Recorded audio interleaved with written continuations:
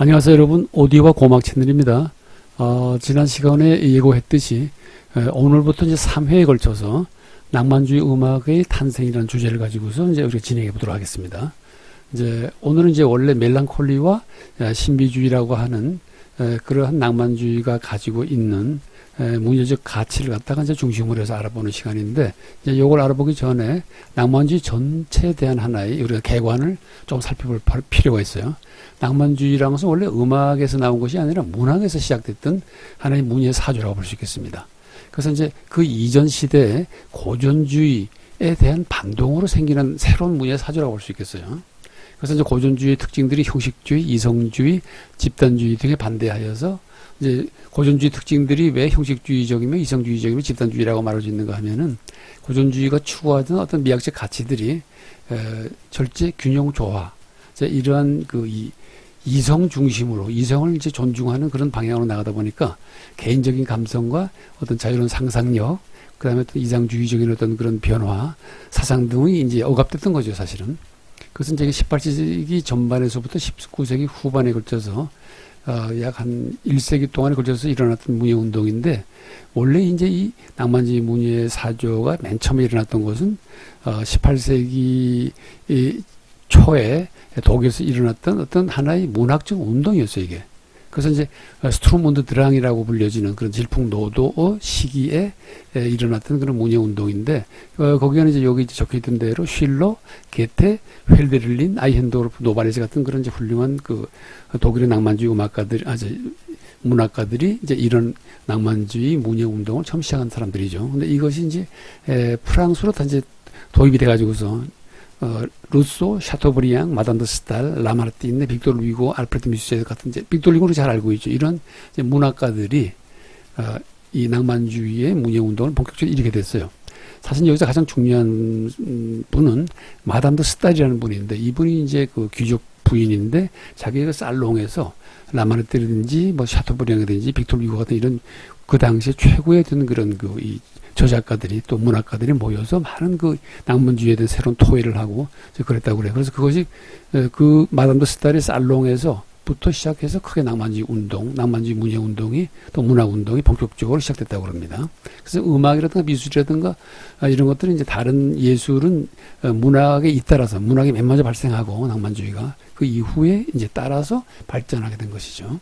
근데 낭만주의를 이제 중간에 보게 되면은 낭만주의를 구성하는 미학적 가치들이 있는데, 이것이 이제 멜랑콜리한 요소가 있고, 이제 우울하다거나 슬프다는 그런 요소가 있고, 신비주의, 미스티시즘, 그 다음에 열광, 어떤 광적으로 이제 하는 열정이겠죠. 그러니까 베토벤의 열정 소나타 같은 것도 대표적인 케이스예요. 그 다음에 이국적인 전서, 엑조티즘이라고 해서 이국적 정서를 많이 받아들이는, 예술 같은 데서 고갱 같은 경우는 이국적인 정서를 많이 도입한 분이겠죠. 그 다음에 이제 환상적인 것들, 판타스틱한 그런 요소들이 많이 있고, 그 다음에 인도주의, 최종적으로 인도주의적인 어떤 요소가 있어요. 이제 왜 인도주의적 요소가 있는가 하면, 우리가 이제 레미제라블을 지은 빅토르 위고가 대표적인 이 문학, 프랑스의 낭만주의 이제 문학가인데, 그분의 대표적인 작품이 레미제라블이잖아요. 그제 뭐 가난한 사람들하고 이제 비참한 사람들 이렇게 번역이 될 수 있는데, 그것이 결국 뭔가 하는 인도주의를 실현하는 어떤 그런 이상을 품고 있단 말이에요. 그래서 그걸 보게 되면 낭만주의라는 것은 그 이전 시대의 고전주의가 추구했던 이성이라든가 이성적 행위라든가, 그 다음에 어떤 형식주의적인 생각이라든가 이런 것들에 반대해서 전체적이보다는 개인의 어떤 그런 감성을 더 중시하는, 그리고 개인의 상상력을 더 중시하는, 개인의 또 어떤 이성보다는 열정을 더 중요시하는 그러한 이 미학적 가치를 추구했던 그런 문예 사조라고 볼 수 있겠습니다. 자, 그래서 제가 요 다음 이제 사진에 이제 보게 되면은 아울로스 클래식스라고 하는 그런 이제 우리나라의 음반에서 계셨는데, 10몇 년 전에 제가 이제 이 아울로스 클래식 음반 회사하고 조금 이제 같이 이제 작업을 같이 한 적이 있었는데, 이제 이 로망티즘이라고 하는 음악이 낭만주의 음악이 이제 현대 클래식 음악에서 가장 많은 부분을 차지한다고 볼 수 있겠습니다. 사실은 브람스, 그다음에 슈베르트, 베토벤, 가장 물론 그 이전에 이제 바로크 시대 음악도 있고 고전주 시대의 모차르트, 하이든도 있지만은, 사실 서양의 고전 음악의 가장 많은 부분을 차지하는 게 사실 낭만주의 음악이에요. 그래서 낭만주의 음악을 이렇게 세 권의 CD로 나누어서 주제별로 이렇게 이제 음반을 한번 이제 여러 사람들하고 같이 이제 협력을 해서 한번 제작한 적이 있었어요. 근데 지금은 이제 이 시간이 오래돼서 아울러스 클래식스라는 음반에서 아울러스 미디어라는 음반에서 바뀐 것 같아요. 그래서 이제 그 전후 사정 자세히 제가 잘 모르겠는데 아마 이 음반이 여전히 아울러스 미디어에서 이 음반을 구할 수 있는지는 모르겠습니다. 어쨌든 하도 이제 시간이 10몇 년 지나가지고서. 근데 저거 이제 제가 이제 제 1번 CD에서 다뤘던 주제가 이제 멜랑콜리하고 미스티시즘, 그런 우울함과 그다음에 신비주의라는 요소를 가지고서 낭만주의의 요소죠 이게. 그걸 중심으로 해서 다뤘는데 여기에 적합한 이제 음반들을 쭉 뽑았는데 어디서 뽑았는가 하면 낙소스라는 음반 회사가 있어요. 근데 이제 낙소스라는 음반 회사는 이제 유럽의 이 음반 회사는 주로 유명하지 않은 동구권의 그런 그 연주가들을 이제 초빙을 해서 그분들의 이제 연주를 녹음해서 이제 이런 음반을 많이 이제 판매를 했거든요. 그러니까 이제 사실은 음반을 만드는데 유명한 그런 연주가들이 아니기 때문에 비용이 많이 들지는 않죠. 그렇지만은 우리가 여기서 연주되어 있는 연주자들이 이름이 익명 연주자들로 이제 많이 있는데 그분들의 연주가 사실은 웬만한 서구 연주들보다 더 훌륭해요. 더 깊이가 있어요. 동구권의 연주자들이. 여러분들 이제 이 음악을 들어보시면 아시겠지만은 그래서 이제 쭉 이렇게 나와 있는데 잘 보이질 않아서 제가 간단히 이렇게 이제 다시 적어봤습니다. 예, 이런 곡들이 쭉 있는데 시간 관계상 요거 이제 이렇게 저것만 보여만 드리고 자세히 읽고 싶은 분들은 요거 화면을 멈춰서 보시면 되겠습니다. 그래서 이 14개의 곡을 이 음반에 선정했는데 이 음반을 다 들을 수는 없고 이러한 멜랑콜리와 낭만주의 음악에 있어서의 여러 가지의 미학적 가치 중에서 첫 번째 CD에서 선정됐던 기준인 멜랑콜리라는 미학적 주제와 그다음에 신비주의라는 미학적 주제, 미학적 가치라고 볼 수 있겠죠. 요를 중심으로 해서 이 주제를 가지고 있는 음악들을 쭉 골라봤는데 대표적인 것을 이렇게 3개를 골랐어요. 그래서 아렌스키라고 하는 피아노 트리오 작품 32번에 3악장 엘레지아 B가죠. 아렌스키라는 분은 찰콥스키 때 같이 활동했던 작곡가인데 찰콥스키 친구이기도 했어요. 그다음에 라흐마니노프, 물론 러시아 사람이죠. 라흐마니노프의 멜로디라는 첼로와 피아노를 위한 하나의 음률 멜로디라는 그런 곡인데 이 곡도 상당히 이제 이 멜랑콜릭하고 어떤 그런 신비적 요소가 들어있고 차이콥스키 세레나데 멜랑콜릭 우울한 세레나데는 뭐 두말할 것 없이 이제 낭만주의 음악을 대표하는 가장 이제 잘 알려진 음악이라고 볼 수 있겠죠. 그래서 멜랑콜리와 신비주의를 에서 멜랑콜리한 그런 요소들을 굉장히 듬뿍 담고 있는 작품으로서 이 작품을 안 고를 수가 없죠. 자, 그러면 이 곡들을 차례로 들어보고 있는데 이 3개의 곡이 다 연주될 때 곡에 대한 해설을 간단히 화면에다 올려놨으니까 여러분들이 이걸 참조해서 읽어보면서 음악을 들어보시기 바랍니다. 자, 그러면 음악을 다 들어보고 다시 얘기를 나누도록 하죠.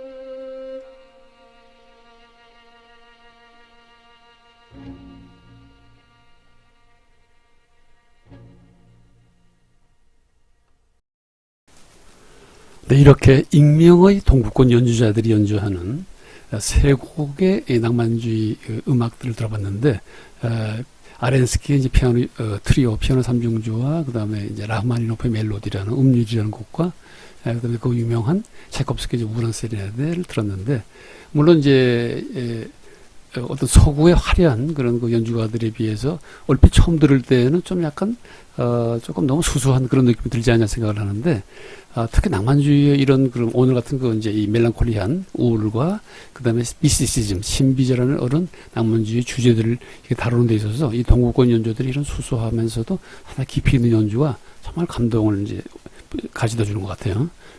어쨌든 하여튼 더더구나 또 이 음반을 제작했을 때 예전에 이 아울러스 클라키스라는 그 당시에 사장님으로 계셨던 그 사장님이 음향 이 제작 전문가였어요. 그래서 그분이 그 음을 다시 추출하고 재편집하는 데서 워낙 탁월한 그런 실력을 발휘하셔가지고서 이 음반이 정말 음색이 좋았는데, 정말 이걸 다시 구할 수 있다면 여러분들이 꼭 한번 이 음반, 다양한 낭만주의, 워낙 음반이 많은데, 그래도 하여튼 한 세 권으로 압축된 그런 낭만주의 음악들을 갖다가 깊이 있는 동구권 연주자들의 연주를 통해서 들어볼 수 있는 정말 훌륭한 음반이라고 지금 생각을 합니다. 물론 제가 참여를 해서 그런 것이라기보다는 정말로 그 낙소수에 숨어있는 그런 동구권 연주자들이 새로운 발견을 할 수가 있다는 점에서 굉장히 이 가치 있는 음반으로 저는 보고 있습니다. 어쨌든 오늘 여러분들과 이 차이콥스키의 우울한 세레나데를 동구권 연주자들을 그런 깊이 있는 연주와 두툼한 해석을 통해서 같이 들은 것을 상당히 기쁘게 생각하면서 오늘 여기서 마치겠습니다.